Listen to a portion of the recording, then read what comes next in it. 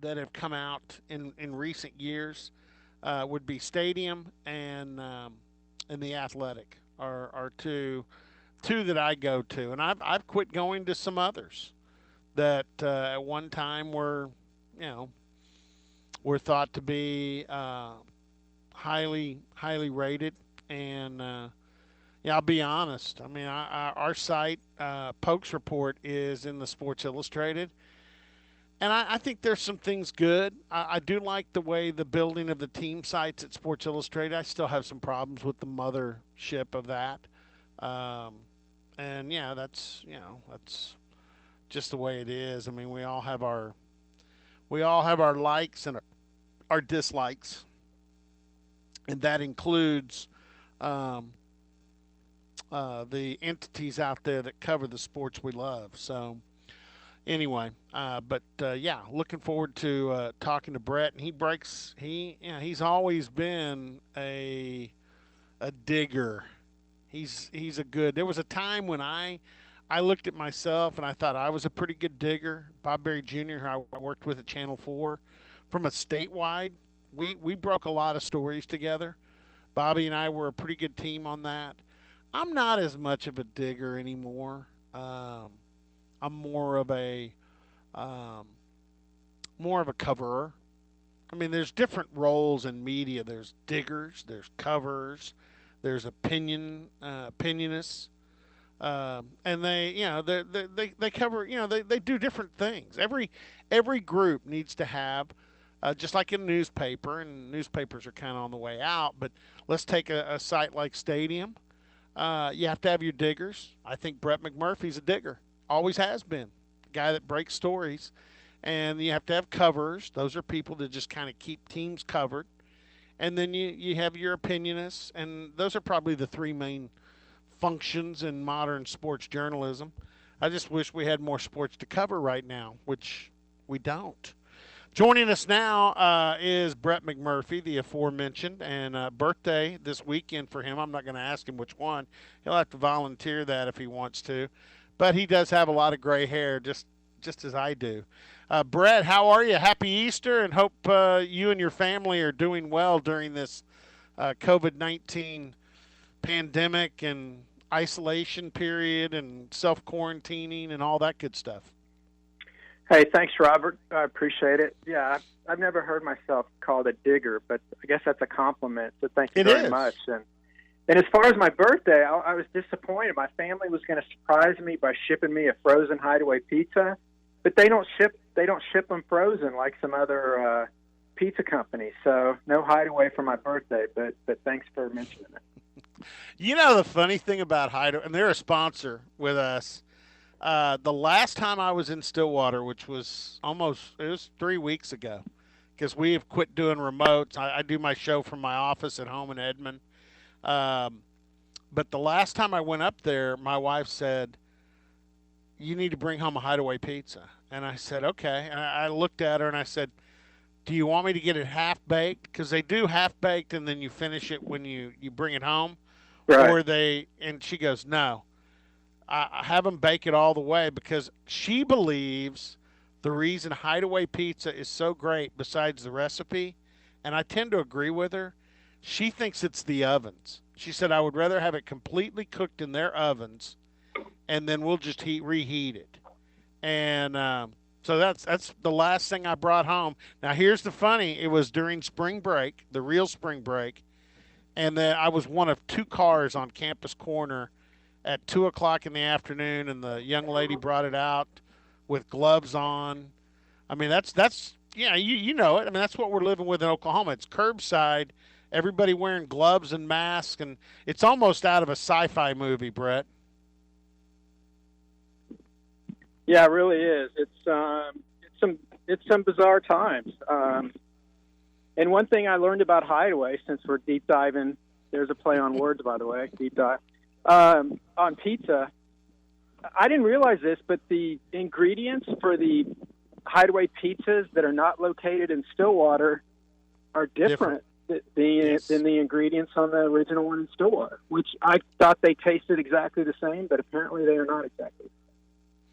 None, and like I said, my wife believes the ovens Because if you look back in the kitchen in Stillwater, the original, those ovens were actually carried catty corner from the original location, which was on the universe. Let's see the what is that Knobloch, and I'm trying to think of the side street there. The original Hideaway was on the uh, that would be the southeast corner of that corner, and then it Right. moved over to its current location when Pistol Patties or whatever that place was that Yeah. went belly up. They bought the other location.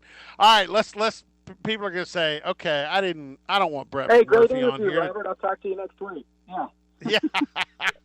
All right, you've done some really neat stuff during this period on Stadium, and one I was specifically interested in was your survey of athletic directors because obviously the athletic directors are at least going to have a say in what goes on in the future, and I think the immediate future we're looking at is football. What do the people you talk to tell you about the potential for football?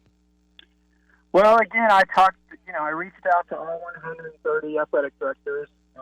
It's been almost. It's been at least 2 weeks, maybe 3 weeks ago now.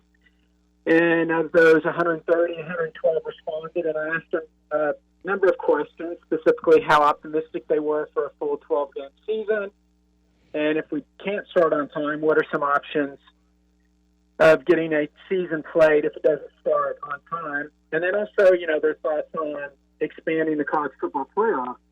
So specifically about the upcoming season, and again, this was a few weeks ago, there was about 20% that thought there was a real chance we may not have a full 12-game season. This was long before the Wimbledon was canceled, the Masters, a number of summer school, number of colleges closed their on-campus summer schools. So I would guess that optimism has decreased a little bit. I don't know that for certain. But one thing that stood out is that it is imperative and critical to get a football season in, whether that starts in October, November, or even moving it back to the spring semester, which then it would start in either late January, or perhaps even February. Yes, I know that sounds crazy. We would have the national semifinals from the Rose Bowl and Sugar Bowl potentially around Memorial Day weekend. But that's how important it is to get this football revenue to these athletic programs and certainly these universities. Robert, I think personally, I think that we're not going to play football in the fall. And that's just my opinion. But I'm basing that on, I think that the university presidents at these major universities are not going to feel comfortable bringing back tens of thousands of students from all over the world to the campuses in the fall. I think we'll have online classes at a lot of major universities in the fall. So if you can't have the students on campus, you can't have the student athletes, and you can't have football. I do feel very strongly, though, that they will get the season in the spring, a full 12-game season with conference championship games, yes, bowl games in May. That'll be weird. I think they'll figure out a way to get it in the spring. And, of course, that opens up a whole other Yeah. lot of issues. It coincides with the NFL draft. We'll have draft picks. Oklahoma State certainly will have some that they sit out the year because they don't want to play in a season where they look at the schedule in the ninth game of the year. They've got a road game at Texas Tech the same week as the NFL draft. Certainly those are some challenges. The season would end. The next season would begin a couple months later. But again, that doesn't matter. They want to get this season in and then deal with all these other issues. And I'm sure you just thought of 10 other ones. I just thought of 10 other ones. But that's how critical it is to get this season in some format, even if we can't start it until January or February.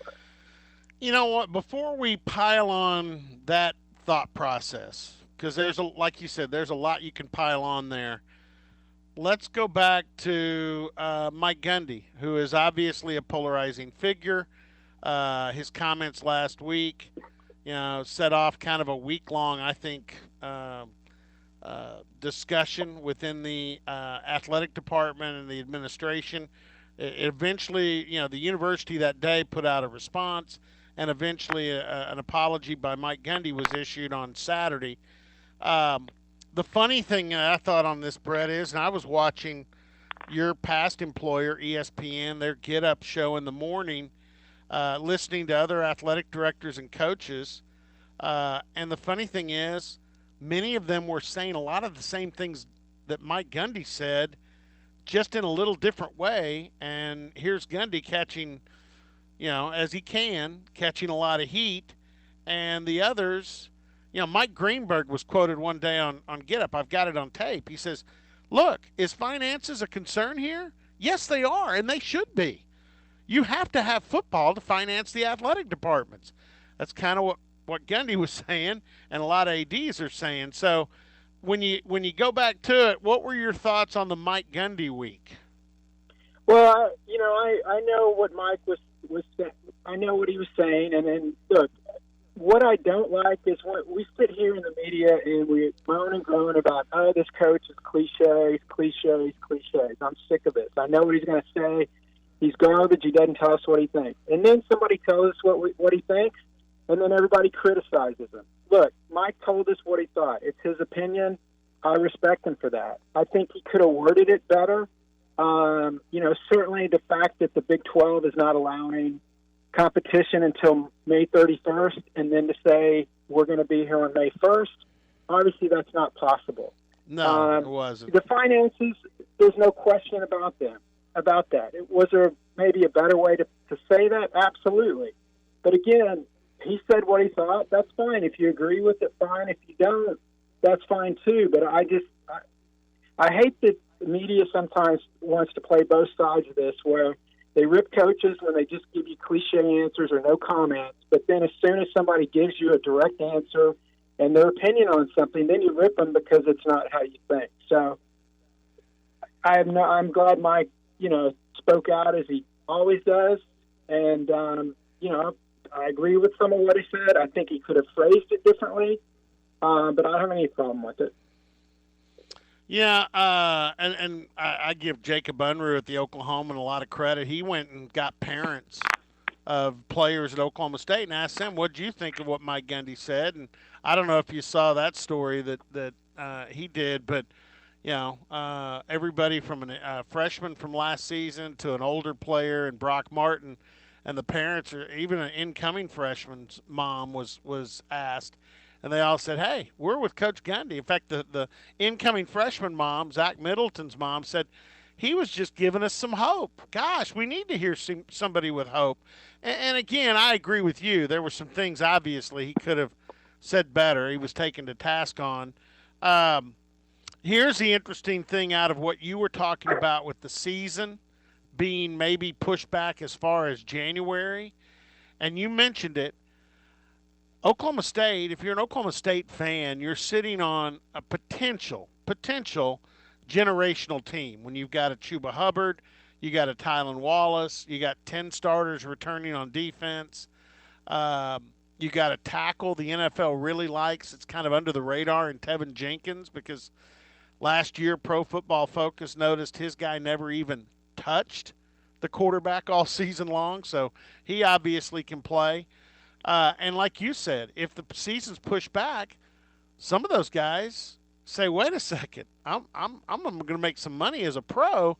I think I'll bypass it." So Oklahoma State kind of needs the season to be a little earlier than January. Yeah, no question. I mean, obviously, Hubbard and Wallace, those are legitimate concerns. And I would not have any, as an Oklahoma State alum, sure, I'd love for them to play. But if they said, look, I don't want to take a chance for an injury, the season's not starting until February, I don't want to play 3 or 4 games after the draft, I would totally understand that. Somebody like Trevor Lawrence at Clemson is projected number 1 pick for next year. Does he want to take that chance also? That's going to be some decisions that a lot of people are going to have to make. But again, from the bigger picture, the alternative is no football at all. So would you rather play football in the spring and not have some key performers, or not play football at all and then those guys aren't going to play anyway. And then, oh, by the way, then your athletic department's going to be eliminating Olympic sports virtually overnight. There will be group of 5 schools that will be dropping their football programs. FCS programs will take a hit. I mean, it's going to be a huge financial burden on everybody, even if we get the season in the spring. So if the alternative is no football, then they're going to play football in the spring, and then everybody's just going to have to deal with it the best they can. That may sound insensitive, but again, I don't see any way we're going to be able to play in the fall. I've said that numerous times for the past couple of weeks. I also hope I'm dead wrong, but knowing how cautious these presidents are, they're not big risk takers. I don't see them allowing the students back on campus until there's some sort of vaccine or an all clear or everybody gets the go signal, whatever that is from government or health officials or society in general. Here's another thing that I've heard brought up with that same timetable, because I agree. I do agree with you. If they don't allow students on campus because of the monetary, I mean, athletic. Mike Holder said it well about a week and a half ago.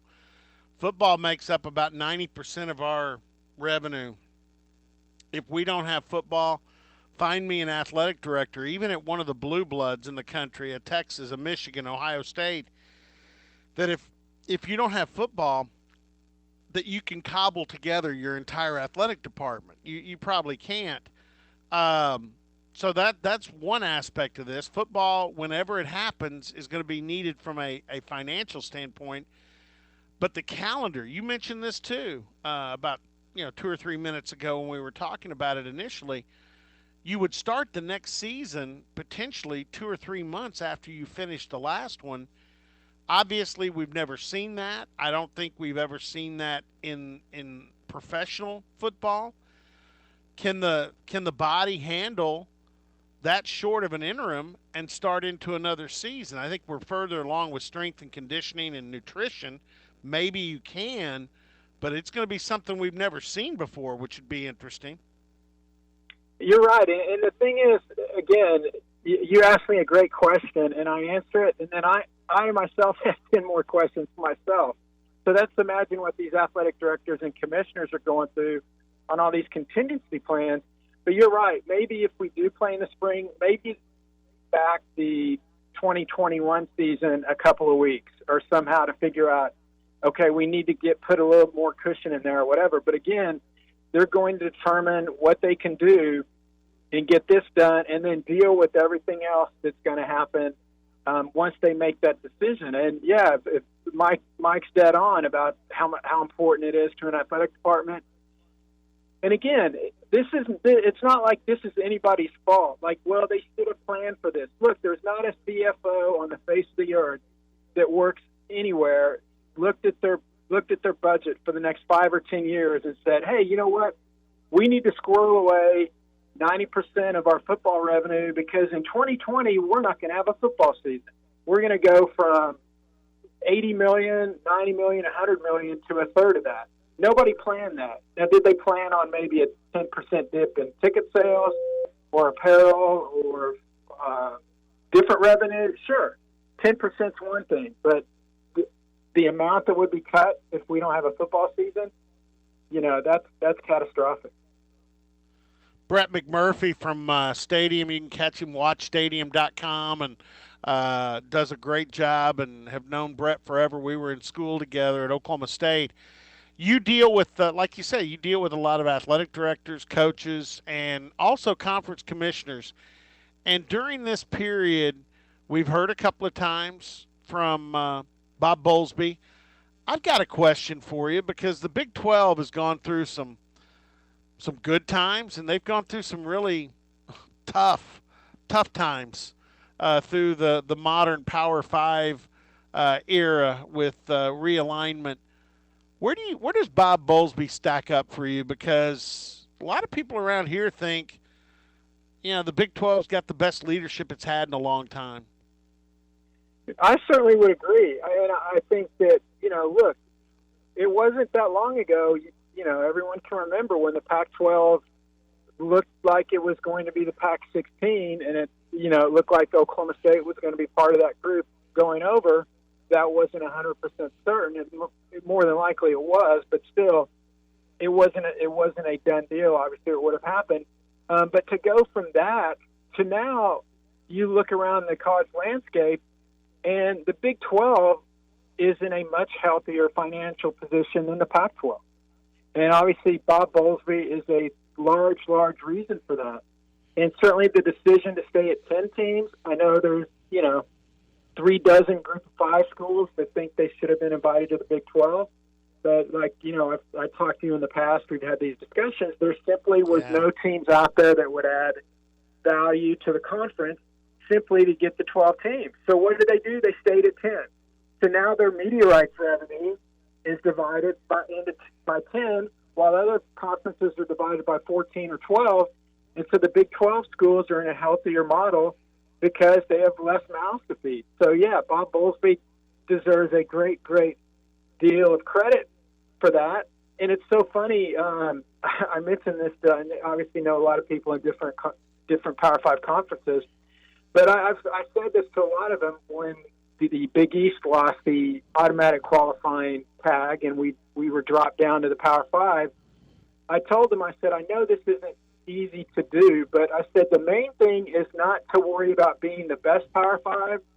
You just don't want to be the worst Power 5 because all everyone's going to point out is who is the worst of the 5, like they did with the AQ. The Big East was the worst of the 6, and everyone piled on the Big East. Well, now we're at the Power 5. Well, who's perceived as the worst of the Power 5? It's the Pac-12. Their TV deal is a lot less than everybody else. They haven't been to the college football playoffs the least number of times of the other conferences. So, yeah, Bowlesby's done a great job in a very difficult time.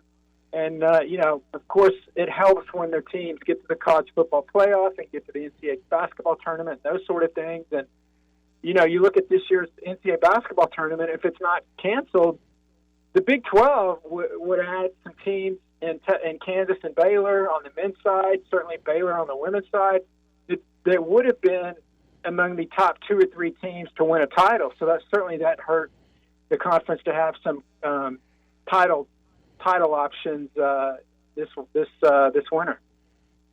Yeah. I can tell you from seeing it up close and personal, Kansas and Baylor were both really, really good basketball teams. In fact, if you ask Mike Boynton, he had picked Baylor in the preseason coaches poll. I think he was the only one. I think they got his one vote. But then they go and win 23 straight games during the season and hold on to the number 1 ranking for as long as they did. That was a really good Baylor team this year. Brett McMurphy with us, and you know what? Here's kind of my last question. When you look at the Big 12 and you do we'll use that term again, a deep dive. People are always going to see Oklahoma and Texas. Those are the first 2 that pop up. But I think one of the things that Bob Bowlesby has done, whether it's financially or just encouraging, Oklahoma State's always been kind of like right below the Oklahoma-Texas group. But Iowa State is so much better off than they've ever been. Kansas State is still really strong, even without Bill Snyder. We saw them football. They actually bounced back and had a really good year when people thought that first year was going to be a real drop-off. Baylor that's been a resurrection from what was a disaster in football. And remember, it wasn't that long ago their basketball program was in disarray. I think those other schools in the Big 12, and I want your thoughts on this, have helped that overall perspective of the league. I'm not saying it's still not Oklahoma and Texas. I think those are the first 2 teams people think of. But there's a much bigger backdrop to this league than there's ever been. No, I agree, Robert. And obviously Oklahoma has carried the conference mantle for quite some time. And, that obviously that helps. They get to the playoffs, I think it's the last 2 or 3 years. But then you look at the rest of the conference, and, with the new coaches coming in last year with Chris Kleiman and Neil Brown, and also Les Miles, I thought Brown and Kleiman were among the top hires across the country. And certainly, I think that played out. West Virginia's not going to be a pushover by any means. Matt Campbell, you hear his name anytime a big Power 5 job opens. Matt Campbell's name's always on there. Credit to Iowa State for keeping him as long as they have. I think one day, though, he's going to move on to a Ohio State or a Notre Dame or somebody like that. But obviously, Iowa State has done very well. They actually, back at the this seems like 20 years ago, but back before the night of the LSU Clemson game, I put out my way too early top 25 and had I think I had Iowa State in my top 10. Maybe I'm overranking them a little bit, but they've got a ton of people back. Lost a lot of close games last year, so I think they're really good. But yeah, the Big 12, the top is good as it's been. I think what makes the league better overall is kind of how you mentioned. The rest of the league has kind of risen up. Baylor has come back from the dead. Kansas obviously is still struggling, but everybody else in the league, it can beat anybody anywhere, and I think that's what helps the overall strength of the conference. It's easy to say, well, this conference is the best because they won the national championship, and I understand that argument, but then, you can also look at the overall depth of the conference, and the Big 12, currently, with the exception of Kansas right now, has, I think, 9 very good teams that in a 12-game season can easily all get to 500 or better. You don't want one team 12-0 and 8 teams 6-6, but I don't think that's the case. I think you've got a number of teams, including Oklahoma State, that can compete for that conference championship. Again, if and when we get a season in this academic year. Hey, Brett, best to you and your family, and congratulations. I know that most of the time I see when Stadium gets one of those attaboys in the media, a lot of times it's something like your athletic director survey. So I know Stadium's got to be excited about having you. The other thing is, as soon as this thing lightens up, I got some connections at Hideaway. We'll see, and I've got your address. We'll see if we can't overnight something your direction. Now, what's your favorite Hideaway flavor? Are you a pepperoni guy? Yeah, I'm just a plain pepperoni guy. I know they've got all the Okay. different varied, and I've got my own Pente board at home, so I'm all set. All I need is a pepperoni Hideaway, and I'm good to go. Might have See, to double pepper. Robert, nobody listening under the age of 45 has any idea what Pente is, and that's sad, isn't it? Well, you know what? Here's the deal. Since Pente and backgammon, my wife and I have started playing some backgammon. We had to go back and look at the rules. We'd forgot how to play backgammon.